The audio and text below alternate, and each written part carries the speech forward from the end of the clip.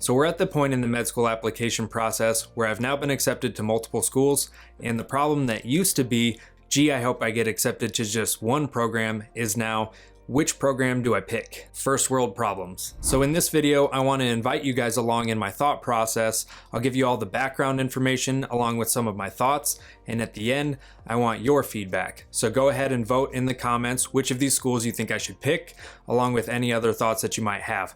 Let's go.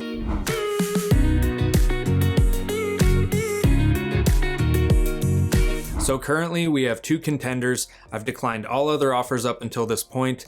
Both are MD programs and both are exceptional by reputation. For this little experiment, I am going to blind the names of the schools to hopefully remove any bias. That way we're all operating off of the same information. So we'll just call them School A and School B. Alright, so let's check the scorecards. School A is located in a major city. They rank fairly high in both research and primary care. From the most recent data set that I could find, their first attempt Step 1 pass rate was 100%, and the average Step 1 score was slightly above the national average. Although Step 1 did recently transition into a pass-fail format, so the pass rate is more relevant, at least currently. Their residency match rate is 100%. They also implement what they call a flipped classroom model, where they don't do traditional lectures, but rather they have you do the prep work at home, and then in the classroom, you then apply what you're learning through clinical cases and discussion. Now moving on to School B. So School B is located in a relatively smaller city. They do rank higher than School A in both primary care and research, by a pretty decent margin, and I couldn't find any recent data on the Step 1 pass rate, but old data has it at about 98%. Similar to School A, their average Step 1 scores were slightly above the national average, but again, I'm not sure how much that matters anymore, and their residency match rate is 99%. 2 additional things worth mentioning for both schools is that School B is about 2 hours away from my hometown, but both are drivable in under a day. And the cost of tuition for both schools is equivalent. With metrics out of the way, and honestly both schools are going to be very good in that regard, here's some additional things that matter to me. Honestly, I do have some reservations about living in a busy city, so for those of you who don't know, I lived in LA for a short period of time, and I hated it, almost exclusively due to the traffic. So sitting in bumper-to-bumper traffic for an hour and a half only to drive about 19 miles will turn you into a terrible person, and that's not the way I want to be. But from what I've gathered in researching School A, it looks like at least some portion of the students live in an apartment complex that's only about a mile away from campus.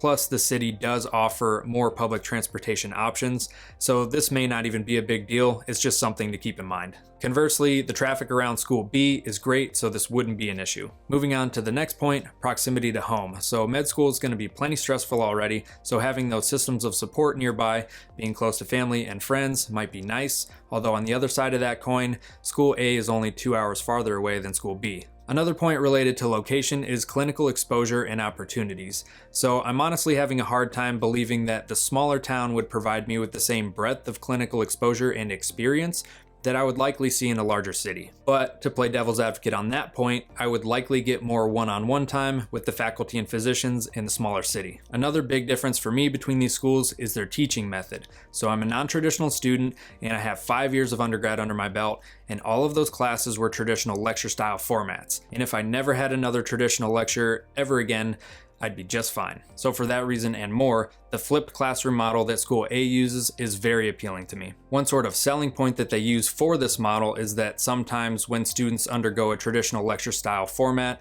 they can have issues when translating their book learning into the clinic when they shift out of the classroom into the hospital. But in the flipped classroom model, they move away from lectures in favor of case discussions, supposedly making that transition a little smoother. Another thing that I always consider when making big decisions like this is the personal growth factor. Having grown up in a relatively smaller town, School B would represent my comfort zone, and School A in the bigger city is obviously outside of that. And while I do believe that personal growth occurs outside of the comfort zone, I do think that there's a difference between stimulating personal growth and flat out living in a situation that's not conducive to your mental health and well-being. For example, going back to LA, after a period of time, I discovered that it just wasn't a good place for me, and that brings us to the hard part of this decision. Does this bigger city, for me, represent a personal growth opportunity or LA madness? So with all of those points in mind, I would love your feedback. Please go ahead and vote in the comments down below which school you think I should pick, School A or School B.